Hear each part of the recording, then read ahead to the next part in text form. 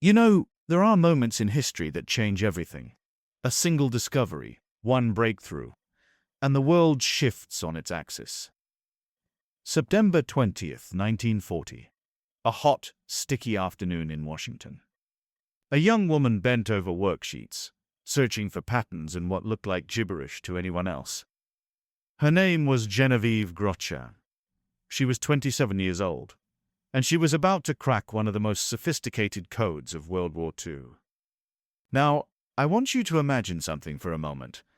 Imagine being handed jumbled letters, meaningless sequences that seem to have no rhyme or reason. You're told that somewhere in this chaos, there's a pattern, a structure, a key that could unlock thousands of messages between enemy governments. Messages that contain secrets about military plans, diplomatic negotiations, strategies that could determine the fate of nations. And you've got to find it. No pressure, right? That was Genevieve's job. And on that Friday afternoon in September, she found what her team had been hunting for 18 brutal months. But here's the thing. Her story didn't start in a secret government building. It started in Buffalo, New York. And it's one of those stories that reminds you that heroes don't always wear uniforms or get their names in headlines. Sometimes they're just brilliant, determined people who see patterns where others see noise. Genevieve Marie Grotjan was born on April 30th, 1913, in Buffalo. She was an only child. Her father, Frederick, was a pharmacist whose parents had immigrated from Germany. Her mother stayed home, raising their daughter in a modest household where education mattered. You could see the spark in Genevieve early on. Math wasn't just a subject to her, it was a language, one she spoke fluently. At Bennett High School, she didn't just excel in mathematics, she tackled Latin and science with the same intensity. By the time she graduated in 1930, she'd earned the distinction of salutatorian, second in her class. She went on to the University at Buffalo with clear ambitions. She wanted to be a math teacher. Simple as that. It was a respectable profession for a woman in the 1930s, one of the few STEM fields where women could actually find work. And Genevieve threw herself into it. She studied hard, graduated summa cum laude in February 1936 with a degree in mathematics. The honors kept piling up. Everything pointed to a straightforward teaching career ahead. Except she couldn't get hired. You see, this was the Great Depression. Teaching jobs were scarce, and even when they existed, preference often went to men. It's one of those frustrating historical truths. Here was this incredibly talented mathematician, ready to inspire the next generation, and nobody would give her a chance. So, she did what she had to do. She worked as a substitute teacher, tutored students in math and science. From 1936 to 37, she pieced together whatever work she could find. Then she landed a position as a graduate assistant in the University of Buffalo's mathematics department, teaching trigonometry and analytic geometry while working toward a master's degree. But by 1938, Genevieve knew she needed something more stable. She moved to Washington, D.C. Big change for a Buffalo girl. She took a job with the Railroad Retirement Board as a statistical clerk. Not glamorous. She spent her days calculating pensions for railway workers. But here's where fate steps in. As part of her job, she had to take a civil service mathematics test. Just routine, right? A requirement for a potential pay raise. She sat down, worked through the problems, and turned it in. Probably didn't think much of it. But someone noticed her score. William Friedman noticed. And if you're going to have someone notice your test score, William Friedman was the guy you wanted. Friedman was the head of the United States Army's Signals Intelligence Service, the SIS. The man was a legend in the making. He'd essentially founded modern American cryptology, invented terms like cryptanalysis, written the textbooks, built the organization from scratch. And he had an eye for talent. In 1939, Friedman made Genevieve an offer. He couldn't tell her exactly what the job was. That was classified. It was described obliquely as work in the code section. But the pay was decent, and Genevieve said yes. She became a junior cryptanalyst, a civilian employee working on some of the most sensitive intelligence operations in the country. And she had no idea that within a year, she'd make one of the most significant breakthroughs in the history of American codebreaking. Now, let's talk about what she was up against. Purple. That's what the Americans called it. The Japanese called it the Type B cipher machine, or the 97 system. Japan introduced Purple in February 1939 to replace their older Red code, which the Americans had already cracked. Purple was sophisticated, way more complex than Red. It used stepping switches, the kind you'd find in telephone systems, instead of traditional rotors. The machine had 2 typewriters connected by a plug board and a box containing encryption mechanisms. When you typed a message in plain text on one typewriter, Purple would encrypt it and output the ciphertext on the second typewriter. The encryption system divided the 26-letter alphabet into 2 groups. The 6s were 6 letters that encrypted separately. The 20s were the remaining 20 consonants, which went through 3 successive substitution tables. Each group had its own encryption method. The 6s were relatively straightforward, and the SIS team cracked those early on. But the 20s, that's what stumped them. For month after month, they couldn't figure out the pattern. The cipher seemed impenetrable. And the stakes, they couldn't have been higher.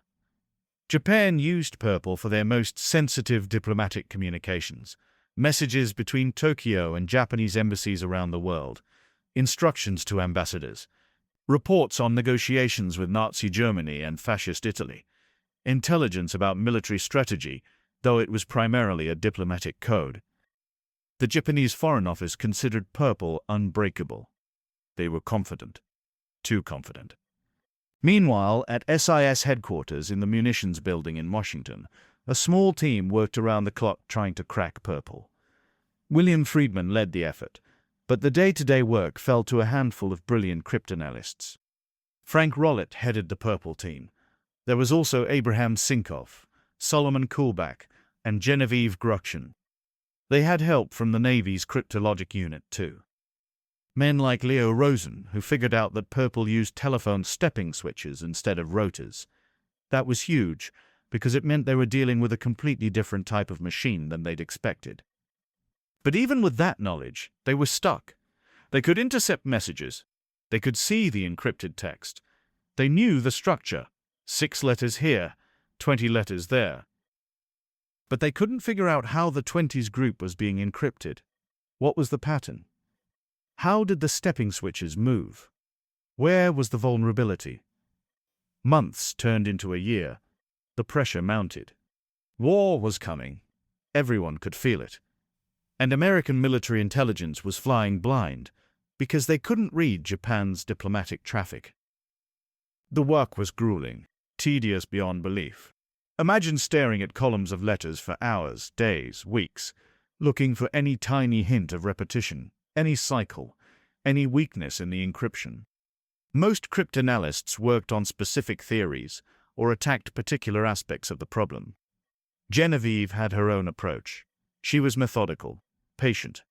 She'd arrange messages side by side, comparing them, looking for relationships between the cipher text and what they suspected might be the plain text underneath.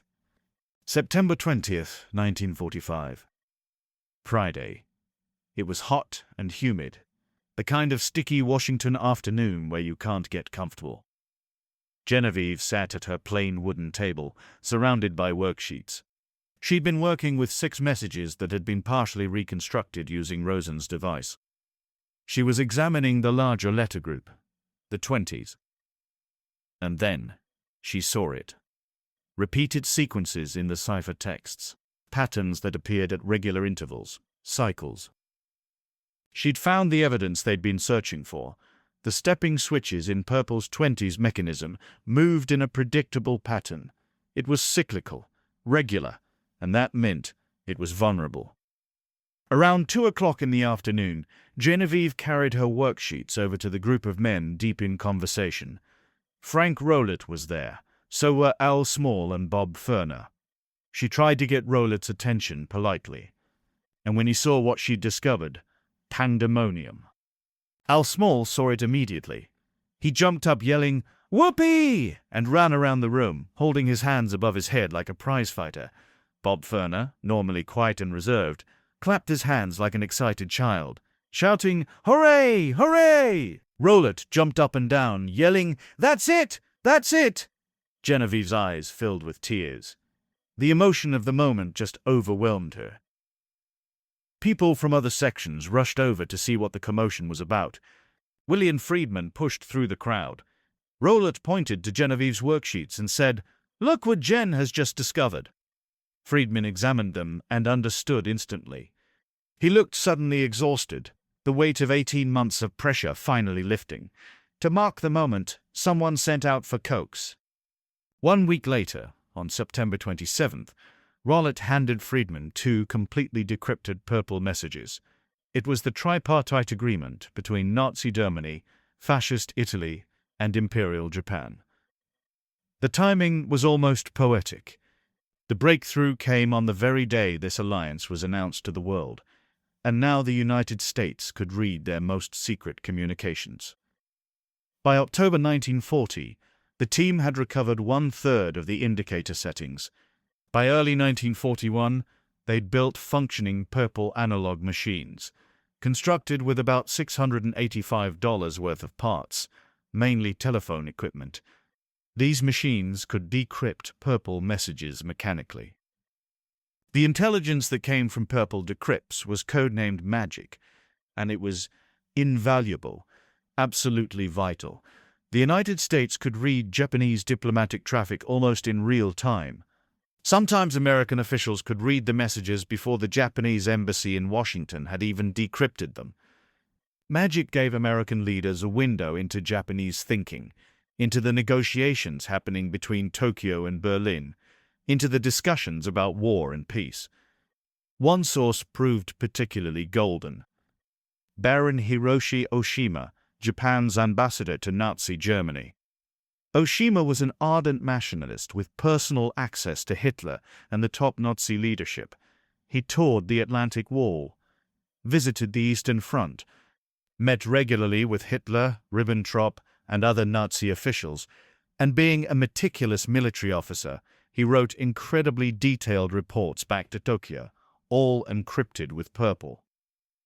Oshima's messages gave the Allies critical intelligence about German military planning, troop deployments, defensive fortifications, strategic intentions.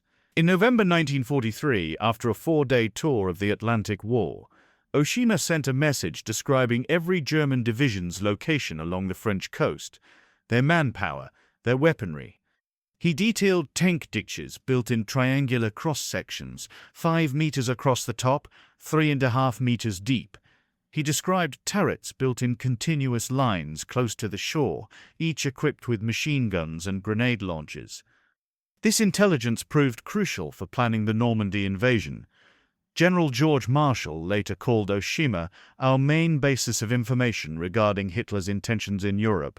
The Japanese ambassador died in 1975, never knowing that the Allies had been reading his reports throughout the entire war. Now, here's something important to understand. Magic didn't prevent Pearl Harbor. People often wonder about that. Why didn't we know? Well, purple was a diplomatic code, not a military one. The Japanese Navy used different codes for their operational planning. The attack on Pearl Harbor was a military operation, and those details weren't sent through diplomatic channels. Magic provided strategic intelligence, but it couldn't tell you where the carriers were or when the bombs would fall. That said, Magic was instrumental in other battles. The Battle of Midway in June 1942, American cryptanalysts used a combination of magic and naval code intercepts to figure out Japanese plans.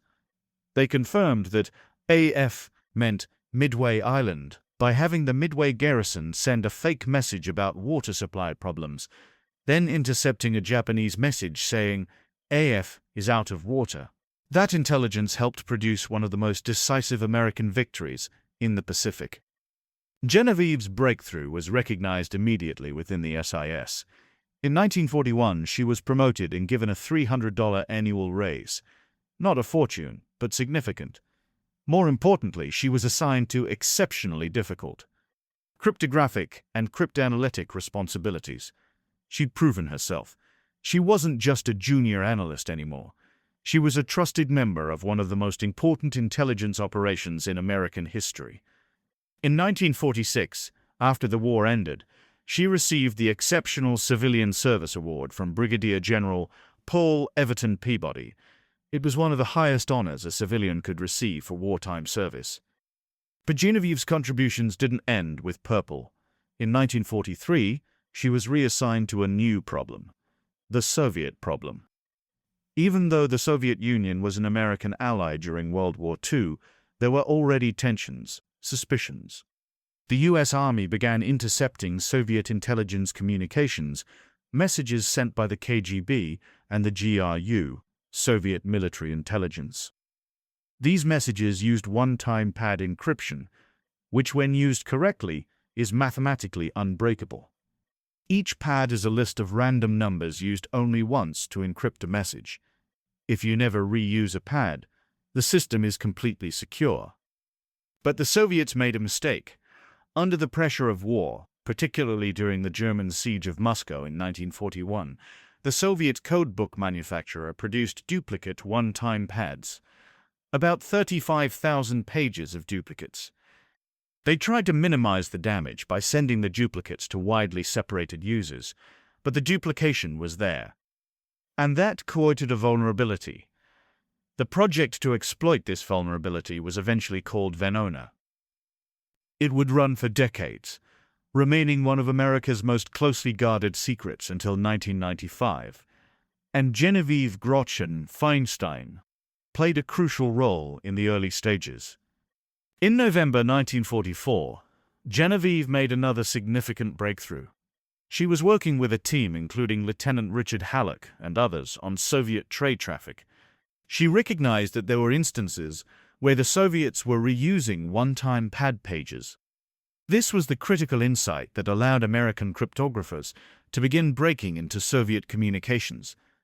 It enabled the identification of when duplicate pads were being used, which opened the door to cryptanalysis. This discovery, combined with later work by linguists like Meredith Gardner, eventually revealed the extent of Soviet espionage in the United States. The Venona decrypts exposed Soviet agents in the Manhattan Project, the State Department, the Treasury, even the White House. They confirmed many of the accusations that had seemed like paranoia during the McCarthy era were actually based on reality, though the methods used by McCarthy were still destructive and harmful. Genevieve continued working at the Signal Intelligence Service and its successor organizations through the war and into the early Cold War. She was part of the Arlington Hall Station operation, which by the end of World War II employed about 10,000 people. Around 7,000 of them were women. Think about that. Women made up 70% of American domestic code-breaking force. They worked in shifts, 24 hours a day, 6 days a week. They lived in barracks. They operated machines. They analyzed patterns. They translated messages. And they kept it all secret. The vast majority of these women never spoke about their work, not even to their families, for decades. In 1943, Genevieve married Hyman Feinstein, a chemist who worked on the Manhattan Project at the National Bureau of Standards. They had a son in 1946. They named him Ellis. By all accounts, they built a good life together. But in 1947, Genevieve resigned from her government position. The reasons aren't entirely clear from the historical record. Maybe she wanted to focus on raising Ellis. Maybe she was exhausted after years of intense classified work. Maybe she just needed a change. Whatever the reason, she stepped away from cryptanalysis. She didn't step away from mathematics, though. From around 1957 to 1961, Genevieve taught mathematics at George Mason University, where her husband was a chemistry professor. She was passing on the knowledge she'd accumulated over decades. teaching the next generation of mathematicians.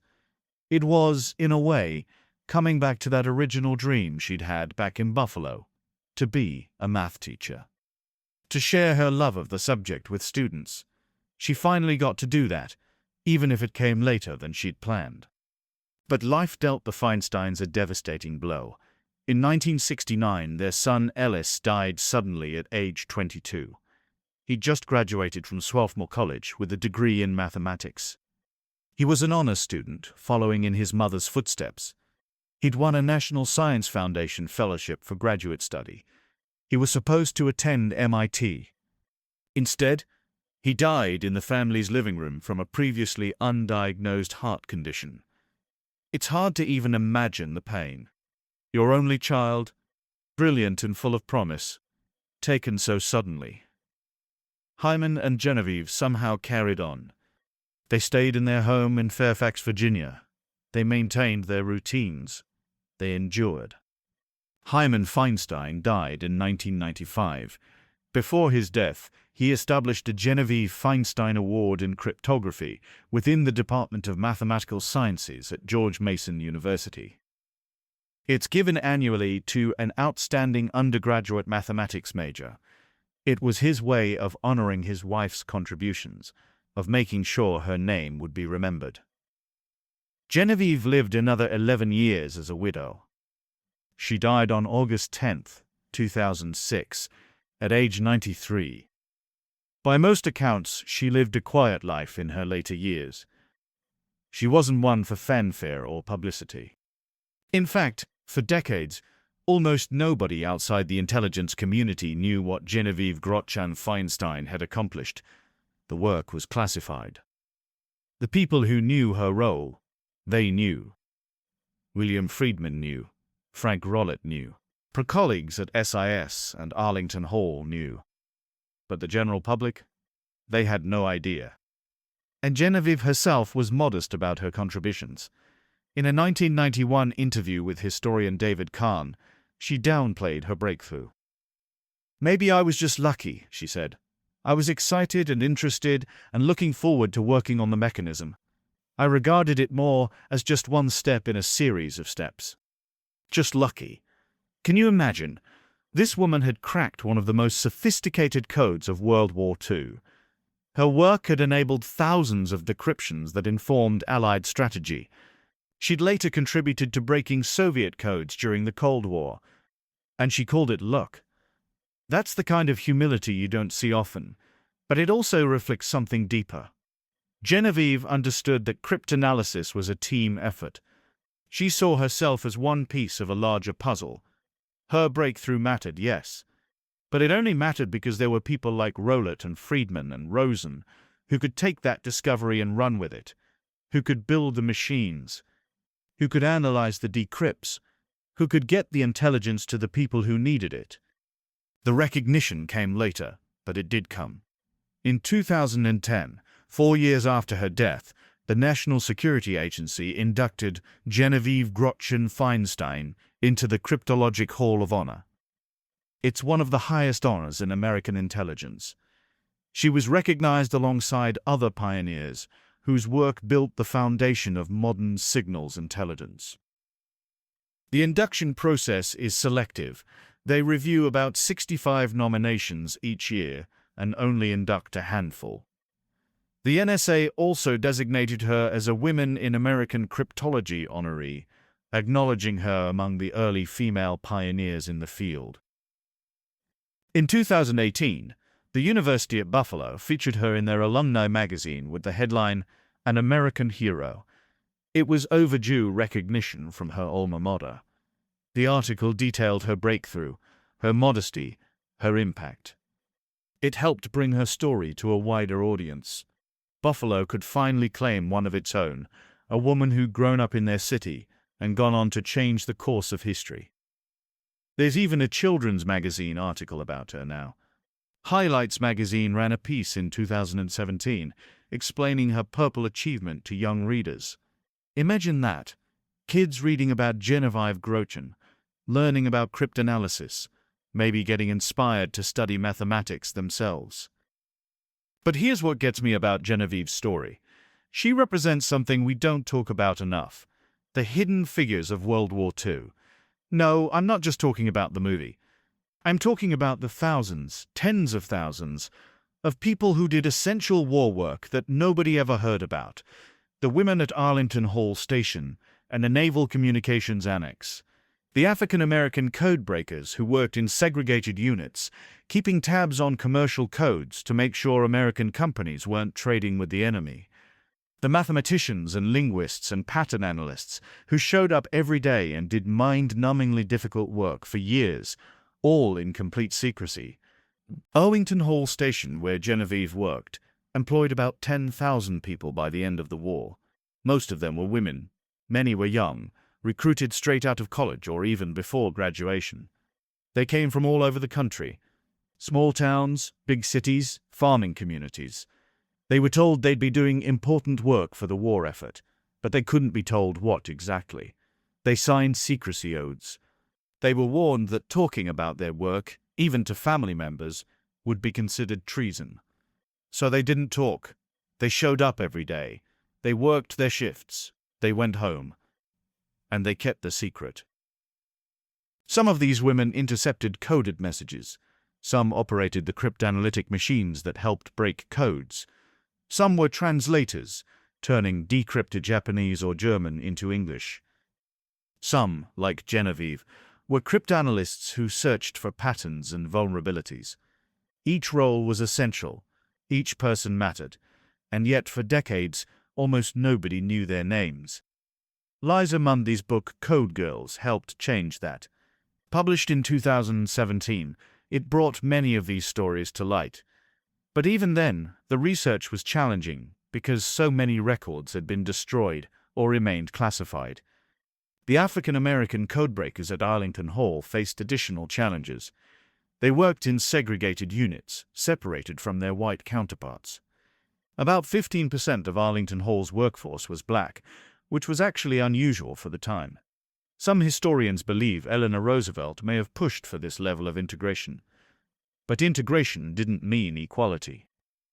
The black codebreakers worked in separate sections, often on commercial codes, rather than the high-priority military and diplomatic codes. They identified companies doing business with Nazi Germany or Japan, tracking economic intelligence. Their contributions were vital, but they received even less recognition than their white colleagues. Historian Liza Mundy could only identify two names from the available records: Annie Briggs, who headed up the production unit, and Ethel Just, who led a team of translators. Their supervisor, William Coffey, won an award for his wartime leadership. But the women who did the actual work remained anonymous. This is the reality of intelligence work during World War II. It was segregated. It was sexist. Women were paid less than men for doing the same work. African Americans faced discrimination and limited opportunities. And yet, despite all these barriers, they showed up, they did the work, they helped win the war. Genevieve Grotjan Feinstein's story sits within this larger context.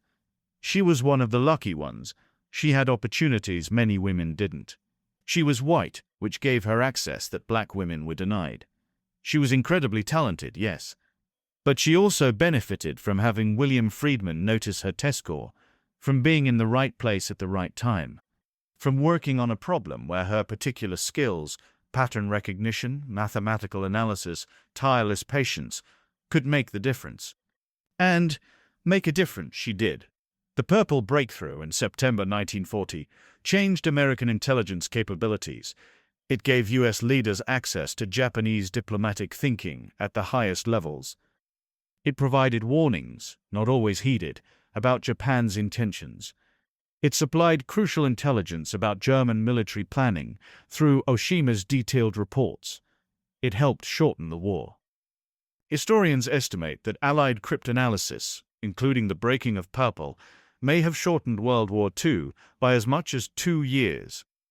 2 years. Think about the lives saved, the cities spared from bombing, the suffering prevented. That's the real impact of Genevieve's work. Not just the technical achievement, though that was remarkable, but the human cost that was avoided because intelligence gave leaders better information to make decisions. The same goes for her work on Venona. Breaking into Soviet communications during the Cold War allowed the United States to identify espionage networks, to understand Soviet capabilities and intentions, to make more informed policy decisions during one of the most dangerous periods in human history. The intelligence from Venona informed everything from counterintelligence operations to nuclear weapons policy. It exposed spies like Klaus Fuchs and helped confirm the guilt of Julius and Ethel Rosenberg. Again, Genevieve's work had consequences that rippled out far beyond the walls of Arlington Hall Station. What strikes me most about Genevieve is her consistency. She was brilliant, yes, but she was also humble, hard-working, focused. She didn't seek glory. She did the job in front of her to the best of her abilities. When she couldn't find a teaching job, she tutored. When she took a boring statistical clerk position, she excelled at the math tests anyway. When she was assigned to crack purple, she showed up every day and looked for patterns.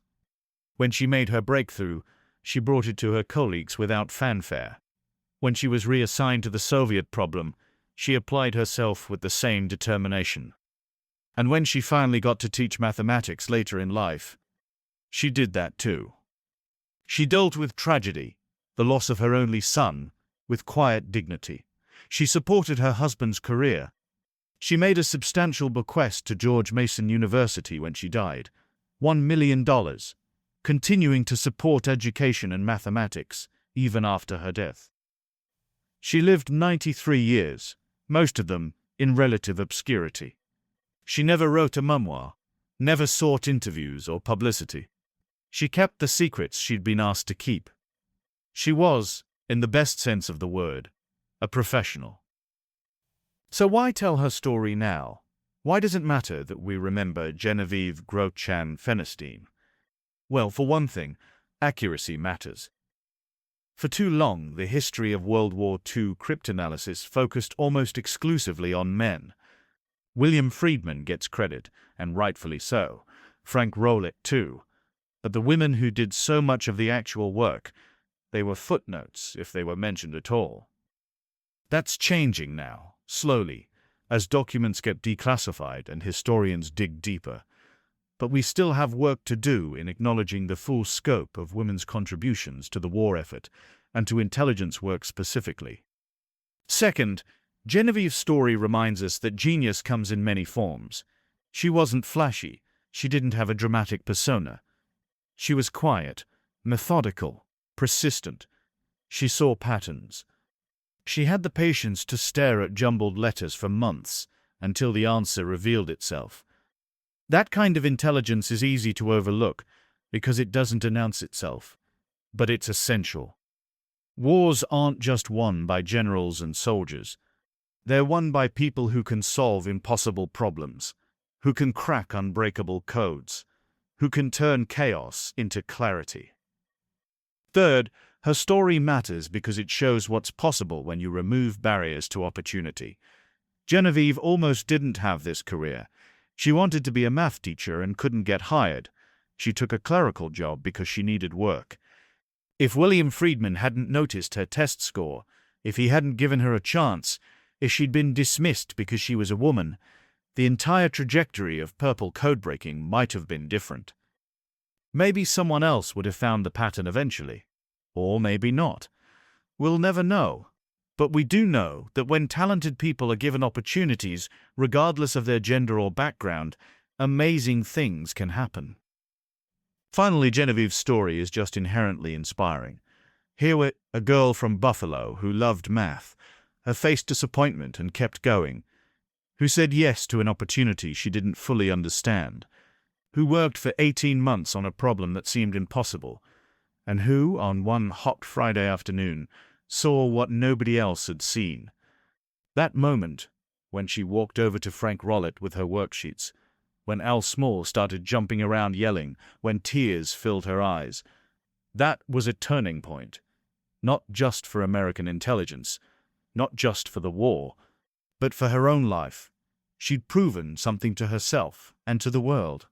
She mattered. Her work mattered. She could solve the unsolvable. The legacy of Genevieve Grotjan Feinstein lives on in multiple ways. There's the award at George Mason University in her name, encouraging new generations of mathematicians. There's her induction into the NSA Cryptological Hall of Honor, ensuring that people in the intelligence community know her story. There's the growing body of historical work that places her in proper context among the giants of World War II cryptanalysis. And there's something less tangible but equally important, the example she set. The proof that one person, working diligently on a difficult problem, can change the course of history. In the end, Genevieve Grotjan Feinstein was exactly what America needed when it needed it most: a brilliant mind, a diligent worker, a pattern seeker, someone who could look at chaos and find order, someone who could stare at impossible puzzles until they revealed their secrets. She helped break the codes that let America read enemy communications. She helped shorten a terrible war. She helped save countless lives.